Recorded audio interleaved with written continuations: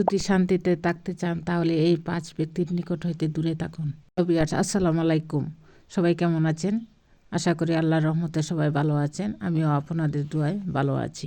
নাম্বারে, যে ব্যক্তি সারাক্ষণ আপনাকে মিথ্যা বলে। 2, যে ব্যক্তি প্রতি মুহূর্তে অপরের বদনাম করে। 3, যে ব্যক্তি আপনাকে অনবরত আশাহত করে। 4, যে ব্যক্তি বাইরে ঘুরতে বের হলে পকেটে হাত ঢুকায় না, বরং আপনাকে সব খরচ বহন করতে হয়।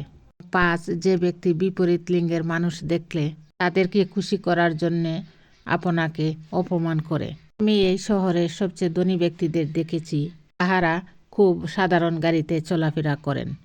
প্রেমে আক্রান্ত ব্যক্তিদের দেখেছি, তারা তাদের প্রেমের গল্প বলে বেড়ান না।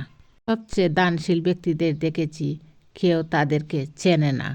সবচেয়ে স্মার্ট ব্যক্তিদের দেখেছি, তারা খুব সাধারণ একটি মোবাইল ফোন ব্যবহার করেন।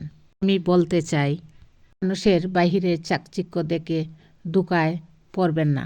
প্রকৃত বাস্তবতা কখনো প্রদর্শন করার নয়। দুঃসময়ের এই 3 ব্যক্তিকে চিনে রাখুন। ব্যক্তি আপনার দুঃসময়ে আপনাকে ত্যাগ করেছেন, যে ব্যক্তি দুঃসময়ে আপনাকে সাহায্য করেছে, এবং যে ব্যক্তি আপনার দুঃসময়ে আপনার দুর্ভোগ আরও বাড়িয়ে দিয়েছে। বিশ্বাস বাড়ানোর 5টি কৌশল। অপরের সঙ্গে তুলনা করবেন না। নিজেকে আপনি গতকাল যা ছিলেন তার সঙ্গে তুলনা করুন। 2, আপনার মতামত প্রকাশ করার ক্ষেত্রে সাহসী হন। কে কী বলল তা নিয়ে ভাববেন না। প্রতিদিনই নতুন কিছু করার চেষ্টা করুন। এটি অত্যন্ত গুরুত্বপূর্ণ, কারণ আপনার নিজেকে সাহসী মানুষ মনে হবে। 4, গুরুত্বপূর্ণ পরিস্থিতিতে সরাসরি প্রতিপক্ষের চোখ রাখুন এবং ভয় পাবেন না। আপনি কারো চেয়ে ছোট নন। এবং 5, দিতে অন্তত 50 বার নিজেকে বলুন, আমি এটি করতে পারবো। আত্মবিশ্বাস বাড়ানোর জন্য আপনাদের আর যদি কিছু জানা থাকে তাহলে আমাকে কমেন্টসে জানাবেন। 5, বাস্তবতা তিক্ত হওয়া সত্ত্বেও আমাদেরকে মেনে নিতে হয়। 1 নাম্বার, আপনার কষ্টের কথা গোপন রাখুন, কারণ অন্য কারো তাতে কিছু যায় আসে না। 2, কখনো কারো ওপর নির্ভরশীল হবেন না, কারণ মনে রাখবেন আপনার ছায়াটিও সূর্য ডুবে গেলে আপনাকে ছেড়ে চলে যায়।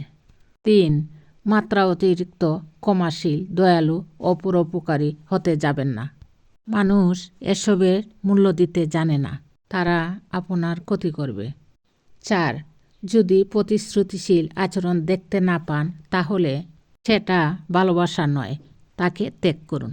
এবং 5, যদি নিজের উন্নতি চান, বড় টেবিলে বসুন এবং স্মার্ট লোকদের সঙ্গে চলাফেরা করুন। আপনারা যদি আমার সহিত একমত হন তাহলে আমার এই ভিডিওটিতে লাইক, কমেন্টস ও শেয়ার করে পাশে থাকবেন, আমাকে উৎসাহ যোগাবেন, আমি যাতে আরও ভালো ভিডিও করতে পারি। সবাইকে ধন্যবাদ।